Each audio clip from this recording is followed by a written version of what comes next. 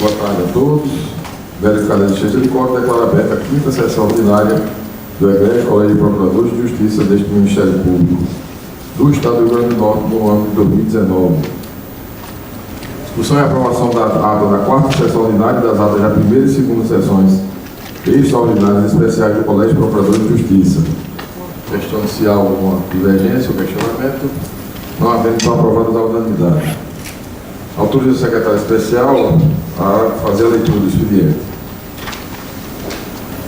Boa tarde, excelência, boa tarde a todos. Informar que se encontram ausentes na tarde de hoje por motivo de férias a 2ª Procuradora de Justiça, doutora Darcy de Oliveira, a 15ª Procuradora de Justiça, doutora Lourdes de Azevedo, o 16º Procurador de Justiça, doutor Arley Maia, e o 5º Procurador de Justiça, doutor Carlos Sejo. Informar também que, em atenção ao artigo 26 do Regimento Interno do Colégio de Procuradores, foi distribuído à Comissão Permanente de Regimento, Normas e Assuntos Administrativos o procedimento gestório administrativo número 25.314/2019, relativo à pedido de resolução que regulamenta os parâmetros para ajustamento de conduta de acordo de leniência. E, por fim, informar que a Secretaria recebeu mensagem eletrônica do 78º Promotor de Justiça da Comarca de Natal, Dr. Raimundo Caio, e do 74º Promotor de Justiça da Comarca de Natal, Dr. Francisco Hélio, ambas agradecendo os votos de parabéns recebidos pela passagem de seus aniversários. Apenas isso, excelência, obrigada. Muito obrigado, Caís. Nas comunicações da presidência, inicialmente colocam os votos de felicitações aos aniversariantes do mês, que passa a nominar.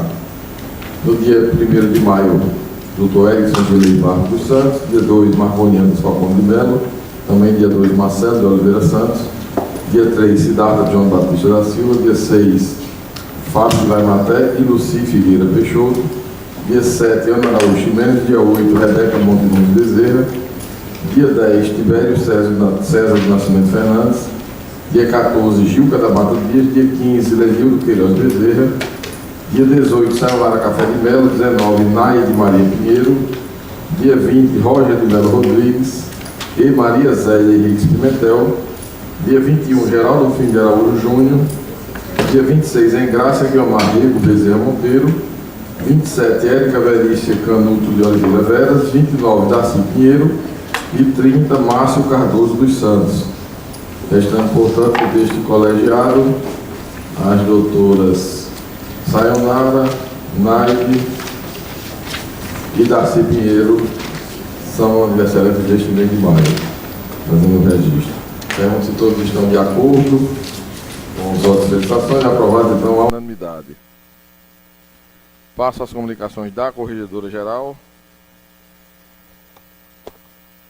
Boa tarde.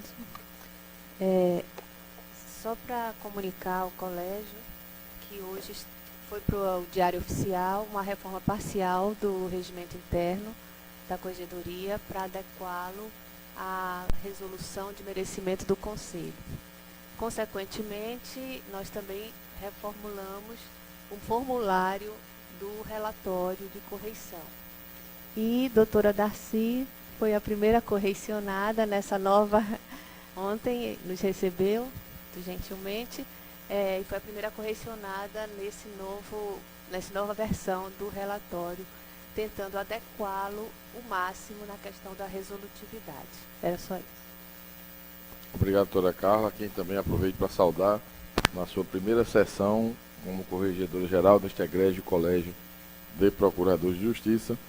Fazendo essa saudação, pergunto se todos também estão de acordo com esse voto de felicitações. Aprovado, então, a unanimidade e registrado em ata.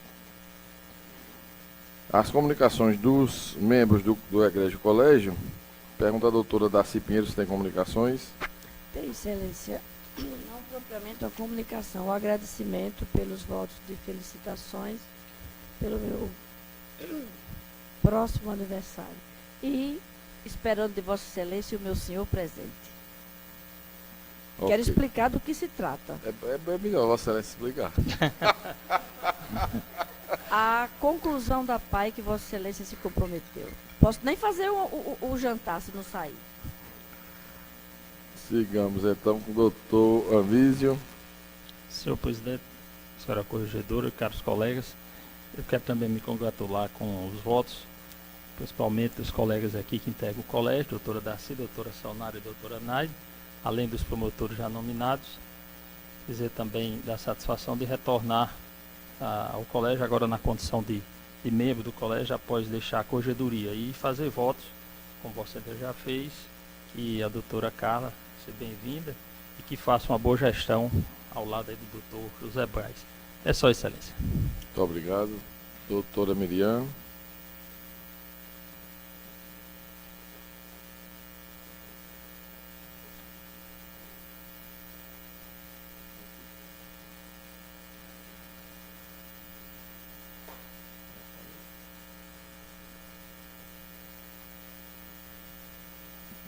Doutor Herbert.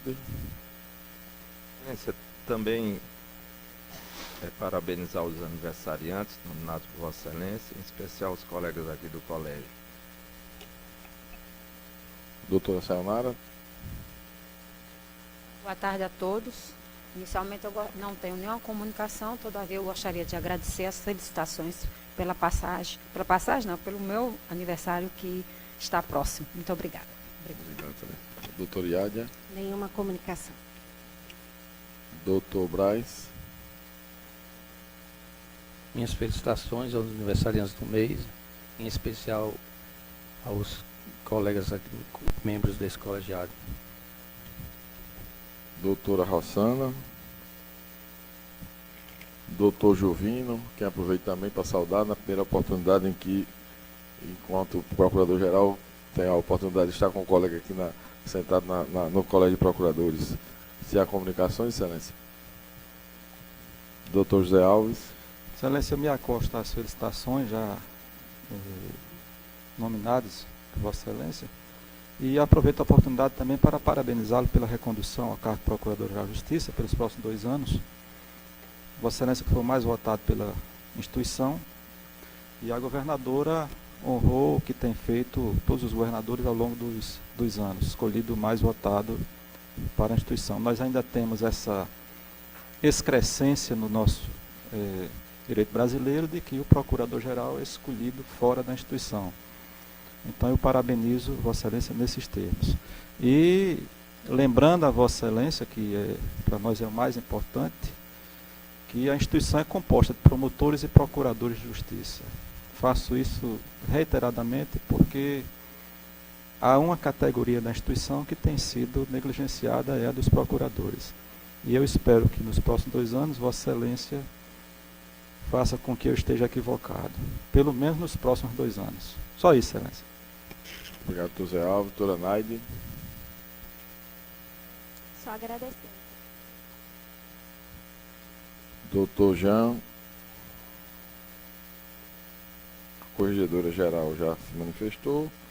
Questiono então na ordem do dia a doutora Miriam Selle, que é relatora, e doutora Naide, presidente da comissão, se o PGA 35.454/2018, minuto de projeto de lei para apontar de suspato para servidores, se está em mesa. Está sim, Excelência. Estando, pode relatar e votar, Excelência. Doutora Miriam quer fazer o relatório na qualidade? Ok. Farei então. Tá, gente. Bem, esse PGA ele tem por objeto possibilitar a transação administrativa disciplinar e a suspensão do processo administrativo disciplinar, com medidas alternativas à aplicação das penalidades disciplinares de advertência e suspensão aos servidores do MP, em simetria com a proposta existente em relação aos membros. A comissão havia concluído em novembro passado pela possibilidade da concessão dessas medidas alternativas. Mas agora, em março de 2019, chegou a esta comissão um ofício subscrito pelo 13º Procurador de Justiça em substituição, promotor de Justiça Wender Beethoven, em que ele traz colocações sobre a possível inconstitucionalidade formal na minuta do projeto de lei, pelo fato, essencialmente, de não poder o Procurador-Geral de Justiça apresentar uma proposta, um projeto de lei com esse conteúdo relativo ao regime jurídico dos servidores.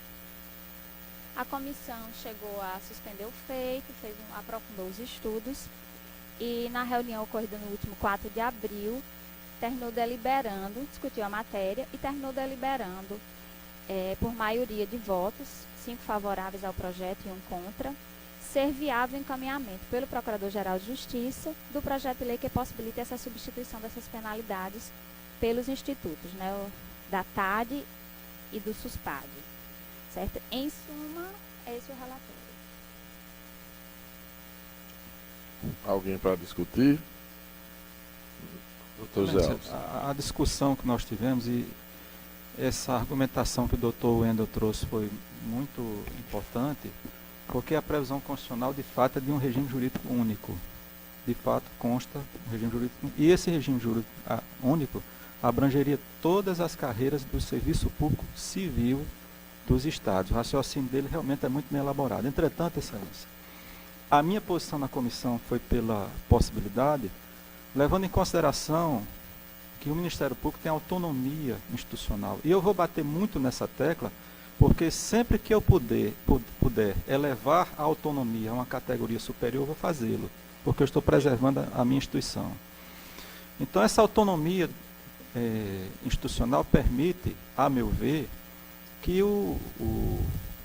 a instituição, o Procurador-Geral de Justiça, possa encaminhar um projeto de lei dispondo sobre a carreira dos servidores do Ministério, dos membros, não há dúvida com relação a isso, dos servidores. E nesse caso específico, nós estamos discutindo apenas a questão de disciplinar, que é a suspensão ou a transação administrativa disciplinar. Então, a discussão que nós temos é muito restrita. Então, eu não vi nenhum problema com relação a essa matéria. Além disso, pode ser muito bem dito aqui pela doutora Miriam, que fez o estudo, há outros estatutos que já têm essa previsão. Lembra da Polícia Civil, não é isso? Do agente penitenciário, tributação, ITEP, né, e outros que prevê. Então, embora a argumentação que o doutor Wendel trouxe seja relevante, eu entendo que não há nenhum obstáculo com relação a essa matéria, tendo em vista que a instituição pode sim, seria até contraproducente, a gente tem uma disciplina com relação aos membros, mas os membros é uma previsão constitucional, sim, mas acontece que a carreira dos servidores também é toda estabelecida pela instituição. E se quer poder fazer uma transação e uma suspensão em um processo mais simples, então, me parece que não é razoável. Por essa razão, minha posição foi e continua sendo favorável às propostas, Excelência. Doutor Giovino pediu a palavra, depois o doutor... Agradecer, Excelência. Primeiro, cumprimentar a Vossa Excelência pela proposição. Os 2 institutos, eu acho que são extremamente pertinentes para agilizar a tramitação de processos administrativos e até a justificativa nos considerandos também se mostrou de grande pertinência, porque se aplica no penal, que é o mais exacerbado, mais grave, porque não se deveria aplicar no processo administrativo disciplinar, que é no âmbito da responsabilização, como dito, administrativa. Então, relativamente aos institutos, Excelência, eu me alinho à Vossa Excelência, acho que são pertinentes, concordo com a instituição em relação aos membros, concordo com relação aos servidores. Entretanto, fazendo uma análise do que está na Constituição, respeitando os posicionamentos divergentes, eu verifiquei, procurei respaldo jurisprudencial a respeito, que há uma distinção clara do regime jurídico aplicado aos membros do Ministério Público do regime jurídico aplicado aos servidores. E tanto que a Constituição trata desses regimes jurídicos em 2 dispositivos totalmente diversos. No artigo 127 do capítulo relativo ao Ministério Público, dizendo que ao Procurador-Geral de Justiça é facultado a apresentação de projeto de lei para fins de estabelecer as atribuições e o estatuto dos membros do Ministério Público. Artigo 127, parágrafo 5º da Constituição Federal. No tocante aos servidores, topologia Excelência, Vossa Excelência me constitucional. permite uma parte, só para fazer um esclarecimento. Você está citando o 127, parágrafo 5º. Parágrafo 5º. O 5º diz o seguinte: se a proposta orçamentária de que trata este artigo for encaminhada em desacordo com os limites, ou seja, é outra matéria. Vossa Excelência não quer... 128, perdão. 128, Ah, correto. 128. parágrafo- Perfeito, perfeito. Pronto. Tá Obrigado certo. até pela sugestão. Já com relação ao inciso 12, a topografia é outra. É no artigo 61, parágrafo 1º, inciso 2º, a linha C e a linha F da Constituição Federal. Está previsto lá. E ele trata da questão das leis, da formulação das leis. Que são de iniciativa privativa do Presidente da República as leis que, inciso 2º, disponham sobre a linha C, servidores públicos da União e territórios, seu regime jurídico, provimento de cargos, estabilidade e aposentadoria. E também aos militares, a linha F, militares das Forças Armadas, seu regime jurídico, provimento de cargos, promoções de estabilidade, remuneração, reforma e transformação para a reserva. A jurisprudência do Supremo Tribunal Federal esmiuçou, no meu entender, esse aspecto do que eles chamam de cláusula de reserva, ou seja, de que aquele que tem iniciativa da lei, aliás, que a Constituição estabelece um determinado agente para propor a lei. E, no caso específico, entendo que somente a governadora do Estado poderia encaminhar esse projeto de lei, porque trata do regime jurídico. E aí eu vou demonstrar por que trata do regime jurídico. Isso redunda numa inconstitucionalidade formal por vício de iniciativa e, inclusive, com a aplicação da questão do chamado espelhamento. O próprio Supremo entende que essas normas não precisam ser repetidas na Constituição dos Estados, porque elas se reproduzem tanto a nível estadual quanto a nível municipal. O Supremo Tribunal Federal, em 2016, através de todos os julgados que eu vou pontuar, são da sua composição plena, que tratam de decisões a respeito de matéria constitucional. Então, a relatoria do ministro Gilmar Mendes é no ARI 87, 89 e 11 do Rio de Janeiro, na qual se adotou o procedimento de repercussão geral, isso em 2016. Naquilo que interessa, diz o seguinte: não usurpa a competência privativa do chefe do Poder Executivo, lei que, embora crie despesa para a administração pública, não trata da sua estrutura ou da atribuição de seus órgãos, nem do regime jurídico de servidores públicos. A contrário senso, aquelas normas que tratem, como por exemplo do regime jurídico de servidores, elas são de competência privativa do Poder Executivo, do chefe do Poder Executivo. Em 2018, também através de sua composição plena, através da ADIM 2442 do Rio Grande do Sul, da relatoria do ministro Celso de Mello, julgado em 17 de outubro de 2018, publicado no Diário Oficial, no dia 6 de março de 2019. É uma discussão a respeito de constitucionalidade de lei, e naquilo que interessa, o dispositivo diz o seguinte: ofensa ao princípio constitucional de separação de poderes, inconstitucionalidade formal, reafirmação da jurisprudência consolidada do Supremo, precedentes. Tem dois tópicos que eu vou fazer a leitura. O Supremo, eles esmiuçam o que é o regime jurídico dos servidores. E nesse tópico ele diz: significação constitucional do regime jurídico dos servidores públicos, civis e militares, como eu disse, com relação ao artigo 61. A locução constitucional, entre aspas, regime jurídico dos servidores públicos, fecha aspas, corresponde ao conjunto de normas que disciplinam os diversos aspectos das relações estatutárias ou contratuais, mantidas pelo Estado com seus agentes. Nessa matéria, o processo de formação das leis está sujeito, quanto à sua válida instauração, por efeito de expressa reserva constitucional, a exclusiva iniciativa do chefe do Poder Executivo precedentes.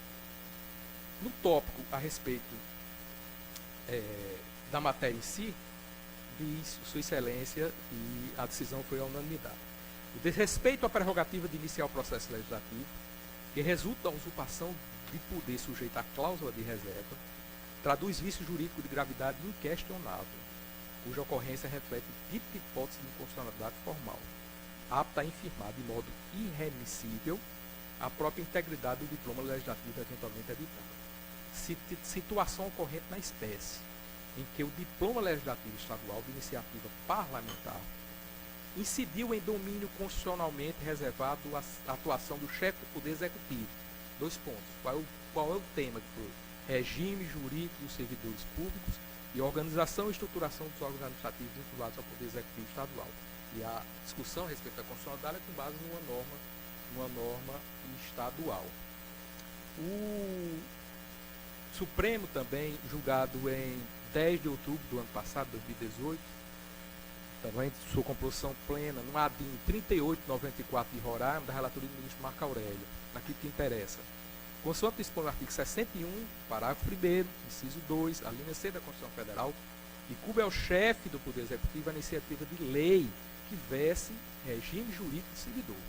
A norma é de observância obrigatória por estados e municípios. E aí, nesse acordo, ele trata na questão do espelhamento dessa norma. Não precisaria se repetir para as esferas estaduais e municipais. Também o Supremo Tribunal Federal, sua composição plena na ADIM 1757 do Espírito Santo, da relatoria do ministro Alexandre de Moraes, julgado em 20 de setembro de 2018. Fazendo, como eu troquei na questão do Ministério Público, essa inconstitucionalidade trata de normas relativas ao Ministério Público. E ele pontua o seguinte: as procuradorias e as promotorias de justiça são órgãos públicos como tais, apenas por lei podem ser criadas. O item 4 do acordo.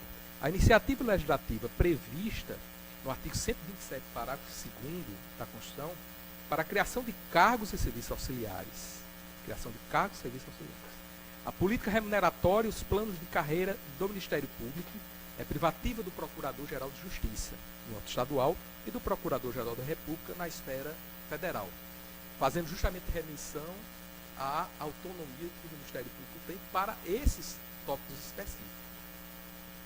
Também o Supremo, na ADIM 2466 do Rio Grande do Sul, a relatoria do ministro Edson Fachin, julgado em 18 de maio de 2017.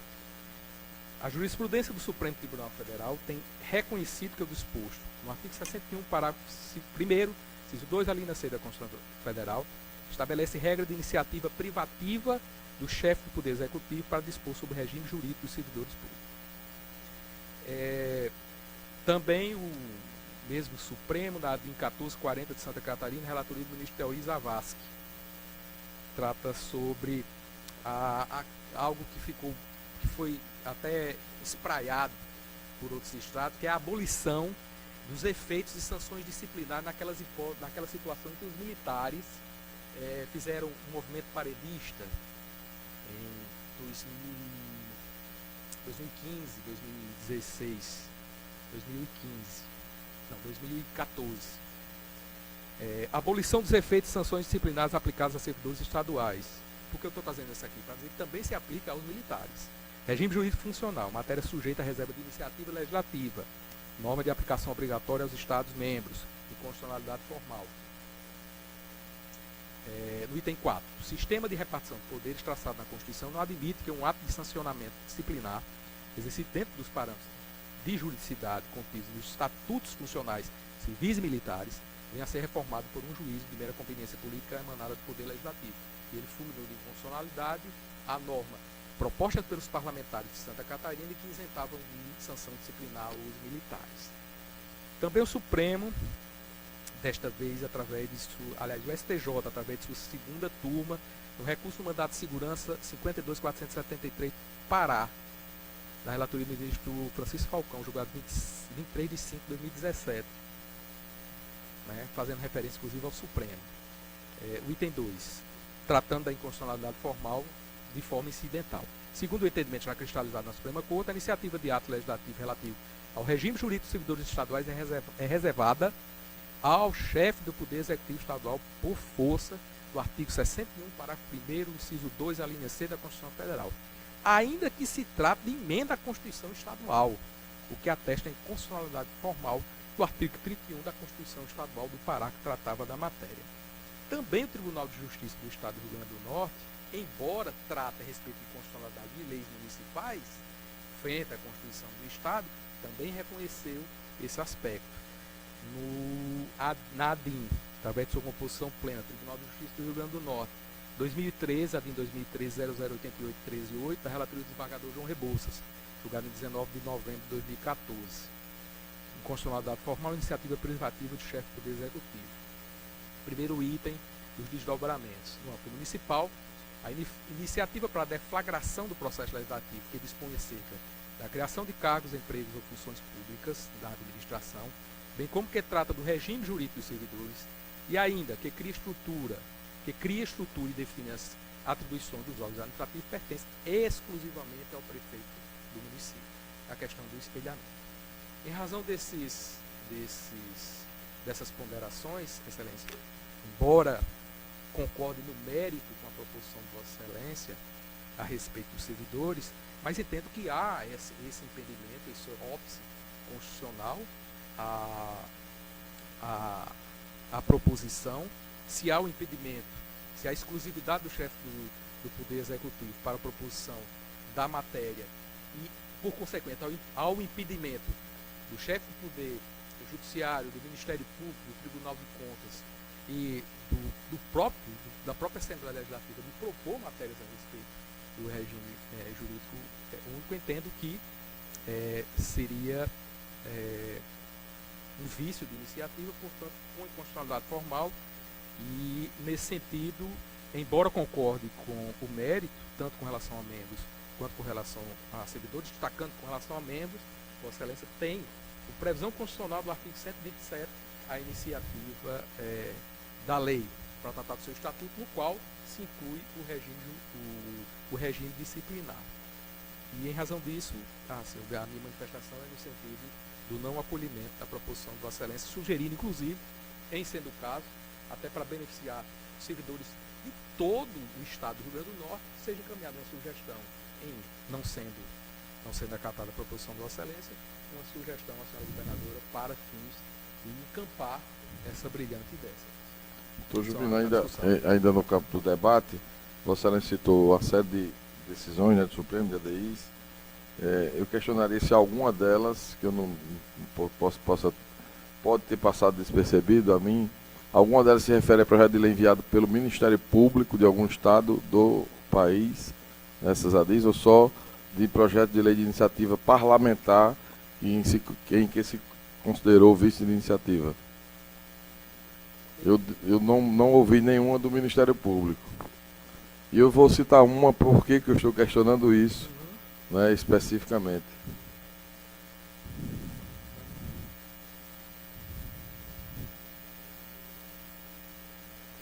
Nesse caso não nos foi favorável essa que eu vou citar, mas eu vou dizer porque a problemática não me parece tão singela como coloca a Sua Excelência, especialmente tendo em vista que as decisões do Supremo Tribunal Federal a esse respeito se referem a projeto de lei de iniciativa parlamentar, violando sim a iniciativa do chefe do Poder Executivo. No caso de instituições autônomas e independentes, eu vou citar a ADI 5091, ela não é favorável, mas veja como é complexa a questão.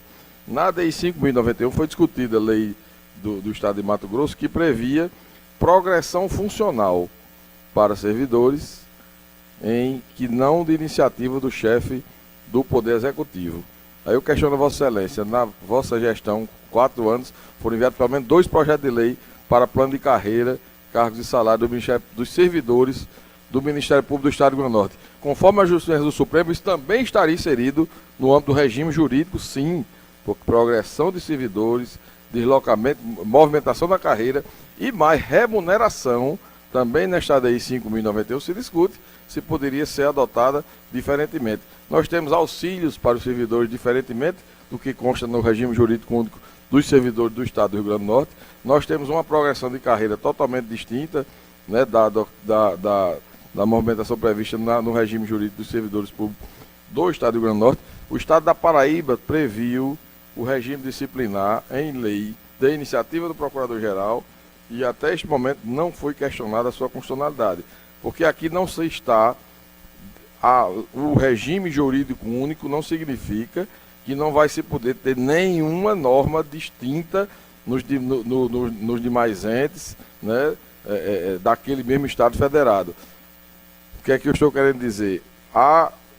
Essa norma seria uma norma de caráter geral para disciplinar todos os servidores civis do Estado do Rio Grande do Norte, mas evidentemente as instituições como o Poder Judiciário, os poderes que têm autonomia, o Judiciário, Legislativo, as instituições como o Ministério Público, elas podem, dentro de peculiaridades próprias, ter normas que disciplinem de forma complementar ao regime jurídico único.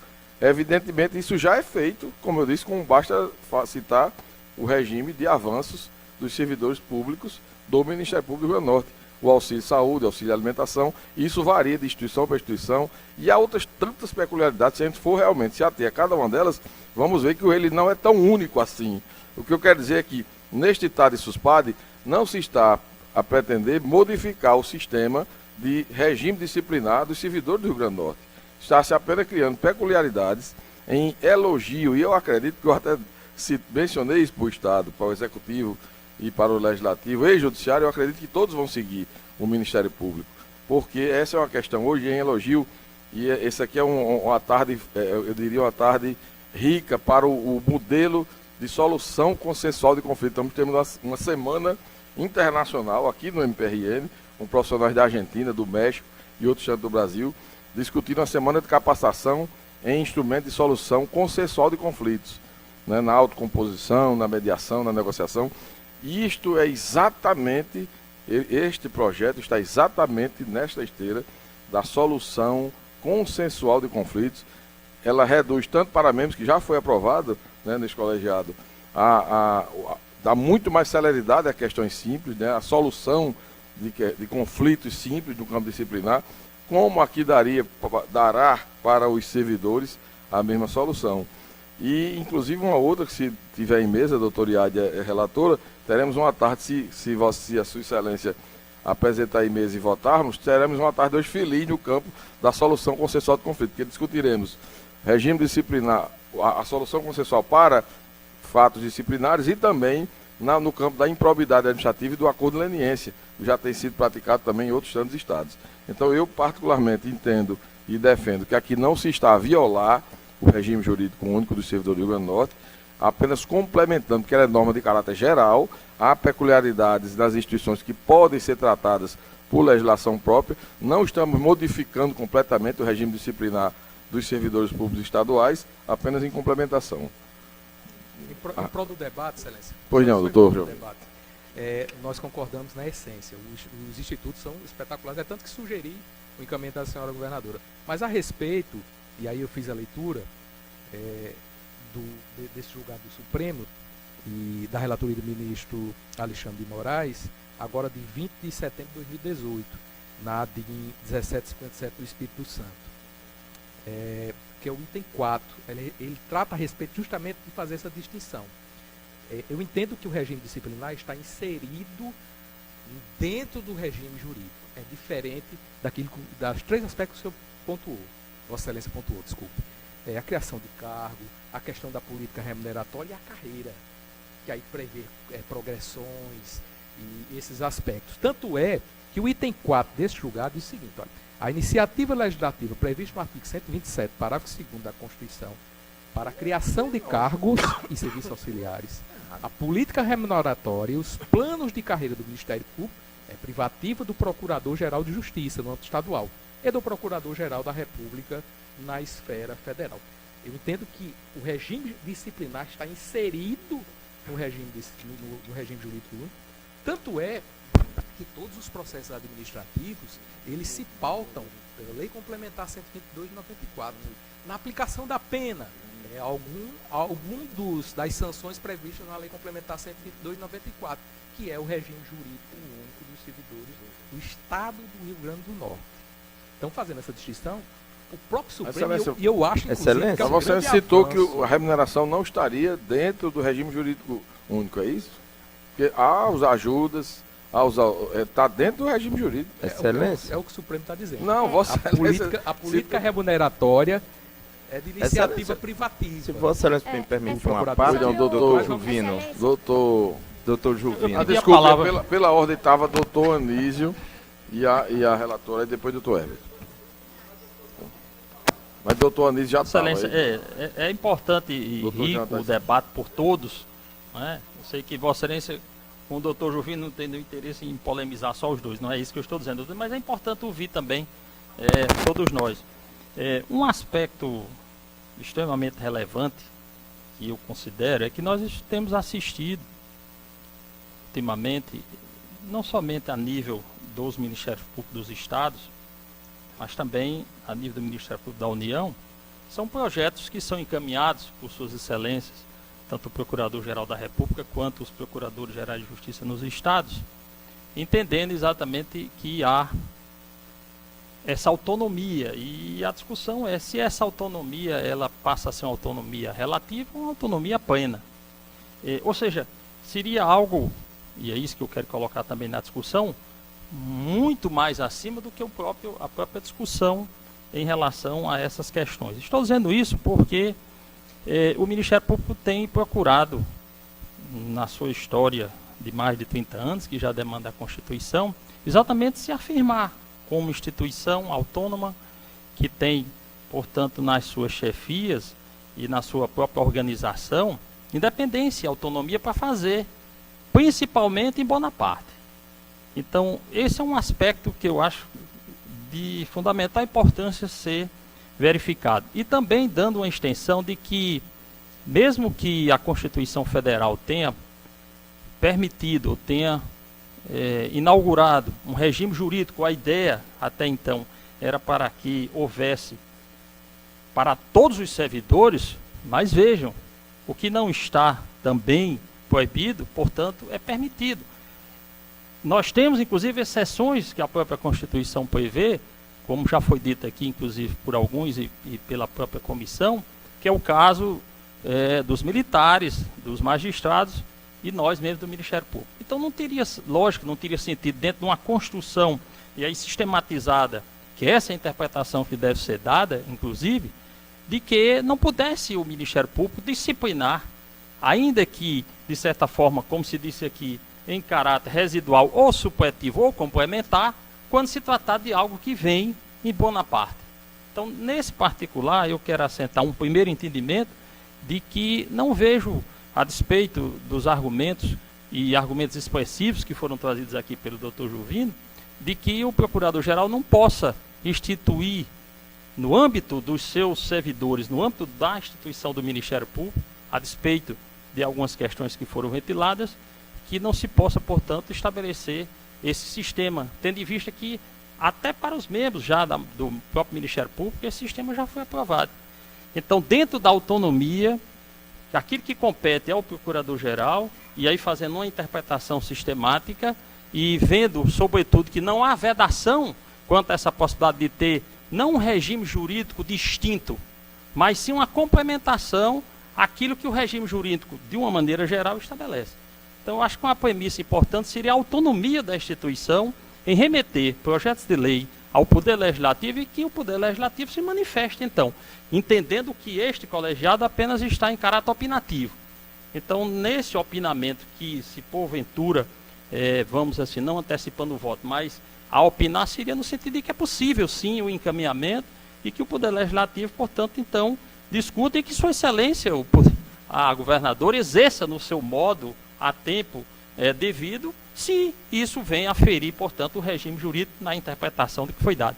Portanto, essa é a primeira assentamento que eu gostaria de dizer, Excelência. Doutora Miriam, depois doutor Jean e depois doutor Herbert. Sabe, quando o processo veio para mim, surgiu realmente a dúvida, seria possível ter iniciativa do Procurador-Geral, esse tipo de lei? E depois a gente discutimos na comissão e apareceram argumentos contra e a favor e realmente a maioria se posicionou que era possível. Primeira pergunta, o regime realmente é único, o regime é só único mesmo? No Estado a resposta foi não. Foi visto que a lei 5.566/16 trata dos agentes penitenciários, ele tem penalidade própria, sanções, tem toda uma infrações, no regime disciplinar propriamente dito dele é próprio. Os auditores fiscais... E são servidores civis, não são militares. Civis. Que é o regime júnior, que é só para os civis. Fiscais, a lei 6.038 de 90, também tem as penalidades, tem as infrações próprias dos auditores. E também vimos que tinha o policiais civis, agente penitenciário da 566, 2016, quer dizer, esse regime único, a gente percebeu que não era tão único. Aí a possibilidade do regime único, então, quem seria a iniciativa dessa lei? Caberia ao Procurador-Geral, aí vamos à Constituição, né, que é, entendemos no artigo 128, parágrafo 5º, que é assim: as leis complementares da União e dos Estados, cuja iniciativa é facultada aos respectivos procuradores gerais, estabelecerão a organização, as atribuições e o estatuto de cada Ministério Público. Para membros do Ministério Público, para o Ministério Público. Se entendeu que não é específica para membros. Aí ele na forma da lei respectiva complementar e as garantias que dá para os membros. Aí ela chega, mas para os servidores não tem essas garantias, mas eu entendo que ele tem essa iniciativa. As garantias são aquelas que a Constituição realmente ela não é dita, mas isso não está excluindo os servidores. Então, a iniciativa seria também para os servidores do Procurador-Geral. Por isso que a comissão...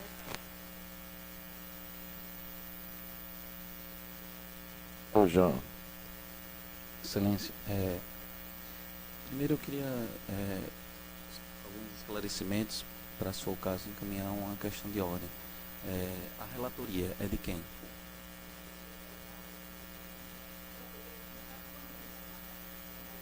Certo. Então, eu quero saber da relatora se o voto a ser encaminhado vai ser um voto de mérito. Um voto de mérito. Pronto. Então, Excelência, eu acharia interessante, por uma questão de ordem, que essa matéria da possibilidade ou não da eventual inconstitucionalidade do projeto de lei fosse discutido como matéria preliminar. A gente submetesse primeiro essa questão à votação e, posteriormente, submetesse a questão de fundo, né, que seria a aprovação ou não do projeto. Certo? Então, só por uma questão de ordem, eu achava que seria mais... Esclarecendo, João, é porque exatamente a manifestação da comissão é exatamente pelo encaminhamento. Não acolhendo, entende? Certo, a preliminar, vamos considerar como... Ele está suscitando a questão de ordem. Como há uma questão de ordem, se está com relatório, entendeu? É pelo encaminhamento. Se não, entendeu? Certo. É pelo não encaminhamento com base nessa argumentação. Que foi da parte dessa presidência, a questão de ordem fica acatada no sentido de, assim que terminar a discussão, nós estamos ainda em discussão. Terminada a discussão, submete como questão de ordem a preliminar de não conhecimento... Por exemplo, o doutor Juvina eventualmente vai votar, suponho eu, pela questão de ordem, e no mérito ele de repente pode votar favorável. Perfeito. Só uma ponderação. Fica acatado, vamos para a gente até... Não, mas só uma ponderação sobre a própria questão de ordem. Será que, na medida em que alguns aqui entendam que haveria inconstitucionalidade formal, esse entendimento seria pela desaprovação do projeto encaminhado, seria mérito. Ele não é não conhecimento. O não conhecimento seria assim, olha, a gente não pode apreciar isso porque isso aqui não é matéria do colégio. Mas a gente pode apreciar isso. Mas não, agora, Excelência, pelo mérito, contrário, eu discordo. Eu discordo, eu acho que não é matéria do colégio. Mas não foi suscitada a questão de ordem? Discordo no sentido de que, se realmente a iniciativa, vou partir do princípio de quem entende que a iniciativa é do chefe do executivo. Se a iniciativa é do chefe do executivo, não é do presidente do colégio. Se não é do presidente do colégio, não é matéria afeta ao colégio. Veja, eu estou partindo desse raciocínio. Eu não estou dizendo que é o certo ou que é o que vai acontecer. Eu estou dizendo que, para mim, realmente é caso de não conhecimento. Porque se eu entendo que a iniciativa é do procurador-geral, do governador do Estado, não poderia estar tramitando aqui no colégio. A sugestão de Dr. Juvino, por exemplo, é de não conhecimento para encaminhamento da proposta à sugestão à governadora do Estado. Por isso que eu entendo que é importante decidir isso antes. Decidindo, não, o colégio decide pela maioria que é uma atribuição dele deliberar sobre esse projeto de lei de iniciativa do Procurador-Geral de Justiça, e que a iniciativa é dele e não do governador, aí vamos para um segundo momento, e eu acho que até que a votação provavelmente será unânime. Por isso que eu entendo que é necessariamente... Seria uma espécie de preliminar de ilegitimidade, né, do Ministério Público para... O que está em votação exatamente. aqui, mas é o relatório da comissão. Terminar, a gente está em discussão. E veja-se a conclusão do relatório. Vamos concluir a discussão.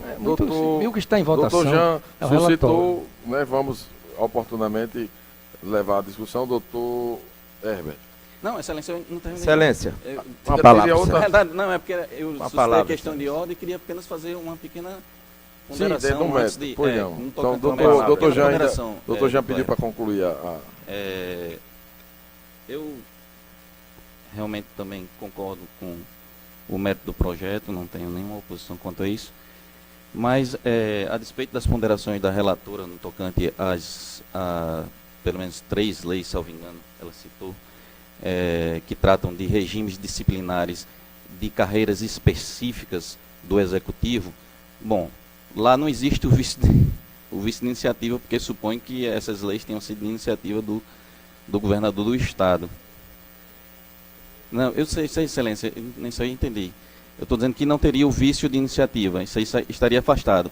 Mas aí eu entendo que essas leis que criaram esses regimes disciplinares, elas são, todas elas, materialmente inconstitucional. E eu vou dizer por quê. Por que eu entendo assim? A gente está tratando aqui de direito sancionador, né? Do qual, que pode, doutora Carla, que é professora de direito penal, né, pode ser no âmbito administrativo ou até mesmo no âmbito penal. Então, no momento em que a Constituição diz que haverá um regime jurídico único para os seus servidores, e não existe nada mais íncito ao regime jurídico único que o regime disciplinar, é que todos aqueles servidores estarão sujeitos exatamente ao mesmo regime disciplinar, às mesmas sanções, aos mesmos prazos prescricionais, ao mesmo processamento do processo administrativo disciplinar, certo? Então eu entendo que todos os servidores do Executivo, ou do Estado do Rio Grande do Norte, estão sujeitos a esse mesmo regime disciplinar, certo? Antes de ser servidor do Ministério Público, da Assembleia, do Poder Judiciário, os servidores são servidores do Estado do Rio Grande do Norte, são servidores civis. E eles teriam que estar submetidos ao mesmo sistema sancionador. Por isso que eu digo que essas leis que criaram esses sistemas próprios, elas são inconstitucionais, porque elas estão criando uma casta de servidores, ou uma casta que teria um regime disciplinar mais brando, ou uma casta que teria um regime disciplinar mais rigoroso. Seria a mesma coisa de a gente transpor para o plano nosso aqui, dizer, por exemplo, não vai ter um regime disciplinar para os procuradores e um regime disciplinar para os promotores de justiça, certo? Ou, transplantando isso para o direito penal, vamos dizer, peraí, tem um direito penal mais rigoroso para determinadas pessoas, certo? E um direito penal menos rigoroso para outras, certo? Como seria essa divisão? Você dá para o Estado? Não, para o Estado do Rio Grande do Norte, a lei penal lá é esta, certo? Para o Estado do Rio Grande do Sul, é esta outra, certo? Então, eu faço essa ponderação, eu entendo que, efetivamente, no âmbito do regime disciplinar, ele tem que ser único, ele tem que ser o mesmo para todos os servidores do Estado do Rio Grande do Norte civis. É só essa ponderação que eu queria fazer. Obrigado, doutor Jean. Doutor Herbert. Excelência, eu não sei se eu estou voltando de férias, me assusto com essa discussão de uma matéria tão simplória que está na nossa Constituição, diante de, com toda a vênia de tantos equívocos aqui declinados. O artigo 127, parágrafo 2º, reconhece a autonomia, estabelece a iniciativa de lei, tá certo? Ao Ministério Público assegurar a autonomia funcional e administrativa, podendo observar o disposto 169, fala de orçamento, propor ao Poder Legislativo a criação e extinção de seus cargos e serviços auxiliares, promovendo-os por concurso público de provas e títulos, a política remuneratória e os planos de carreira. A lei disporá sobre sua organização e funcionamento. Isso é o que diz, está muito claro. Eu não sei, eu peço muitas vênias aí ao doutor Juvino, que fez referência a uma decisão do Supremo referente ao Espírito Santo, a ADIM 1757. Essa ADIM foi em razão de uma lei de iniciativa lá do Ministério Público, dispondo sobre servidores dos poderes, do Executivo, de outros órgãos que compõem a estrutura do Estado do Espírito Santo. E o próprio, eu prestei atenção à leitura de Vossa Excelência, me parece que não foi bem, eu não entendi ou não escutei trecho do item 4 da ementa que diz: a iniciativa legislativa prevista no 127, parágrafo 2º da Constituição, para a criação de cargos e serviços auxiliares, a política remuneratória e os planos de carreira do Ministério Público é privativa do Procurador-Geral de Justiça no âmbito estadual e do Procurador-Geral da República na esfera federal. Então, eu não vejo essa dificuldade de tratar de uma matéria inerente à organização dos serviços auxiliares do Ministério Público, pelo próprio Ministério Público. Eu não vejo como o chefe do Poder Executivo tem essa iniciativa quando a própria Constituição diz que a iniciativa é do chefe do Ministério Público, é do Procurador-Geral de Justiça. No âmbito do processo administrativo, doutor João, professor nessa matéria, trabalha na área de patrimônio público, sabe bem que existe uma lei geral do processo administrativo no âmbito do Estado do Rio Grande do Norte, como existe uma lei geral do processo administrativo no âmbito federal.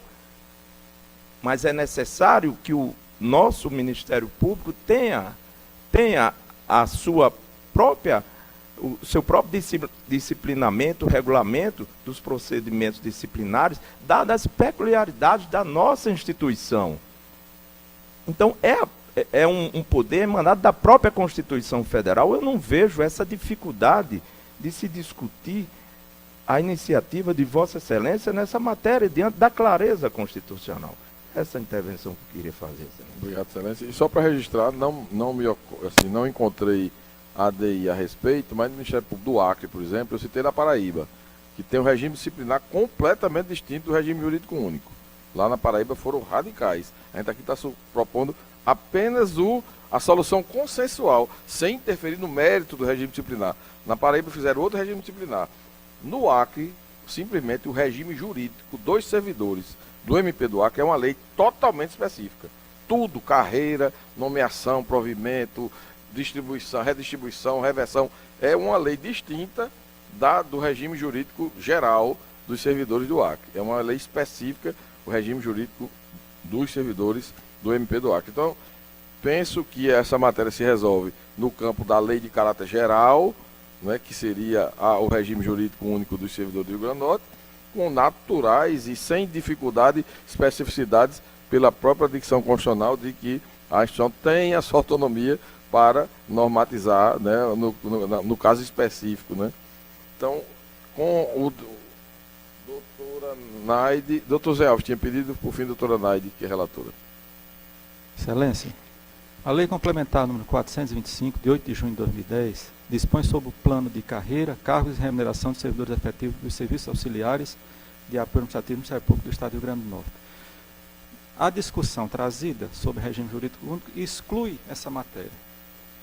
Mas eu vou ao final da lei. Quando chegamos no artigo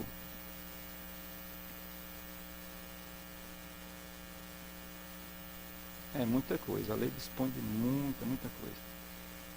Artigo 31, a lei diz o seguinte: aplicam-se subsidiariamente aos servidores do Ministério Público as disposições da Lei Complementar número 122, de 30 de junho de 1994, que institui o regime jurídico único dos servidores civis do Estado e das autarquias e fundações públicas estaduais e institui o respectivo estatuto.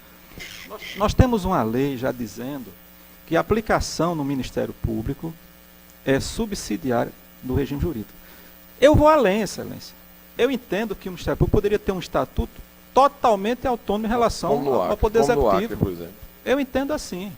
Eu não vejo problema com relação a isso. Agora, se vai ser inconstitucional ou não, que diga o Supremo Tribunal Federal. O que eu estou fazendo aqui é uma defesa enfática da autonomia do Ministério Público, funcional e administrativa. Se isso aí é inconstitucional, encaminhar um projeto, um vice de iniciativa de Vossa Excelência, na condição de chefe do Ministério Público, encaminhar um projeto nesses termos e aprovado pela Assembleia Legislativa, que seja declarado inconstitucional. Eu entendo que não é. Não entendo que não é por quê? Porque o Ministério Público tem autonomia funcional e administrativa. E eu vou levar às últimas consequências essa autonomia. Porque eu quero ver a instituição respeitada e quero que a instituição, em situações que ela entenda que é melhor para os seus serviços, que ela possa dispor. E é um caso específico. Nós estamos dispondo de uma forma muito pequena em relação ao regime disciplinar. E estabelecendo algo que vem ao encontro de toda normativa constitucional, seja do Conselho Nacional do Ministério Público, seja do Conselho Nacional de Justiça. A própria doutora Iádia fez isso agora em relação ao próximo procedimento que vai ser analisado. A lei de introdução às normas do direito brasileiro já traz matéria nesse sentido de resolutividade. Doutora Carla, não gosto desse nome, mas vamos mudar o nome. Mas então. Ela usou hoje. Usou hoje, então ela está aderindo. Ela usou e aderiu. É porque na resolução do Conselho tem esse nome. Tem esse nome. Mas em respeito ao Conselho. Então o que eu quero dizer é o seguinte, que o que se busca hoje é fazer agilidade na solução de conflitos. Você resolva o que está acontecendo aqui, você encontre uma alternativa fora do judiciário. Então, por que o Ministério Público não pode dispor de uma transação e de uma suspensão de um processo administrativo disciplinar, especificamente em relação aos seus membros? Então, Excelência, existem outros dispositivos, o doutor Herbert fez a referência ao 127, parágrafo 2º, o 39, se nós formos fazer uma leitura restritiva, o que é o que dá suporte a todo o raciocínio do doutor Jovino, do doutor Jean Sustento, diz: a União, os Estados, o Distrito Federal e os municípios instituirão, no âmbito de sua competência, regime jurídico único e planos de carreira para os servidores da administração pública direta.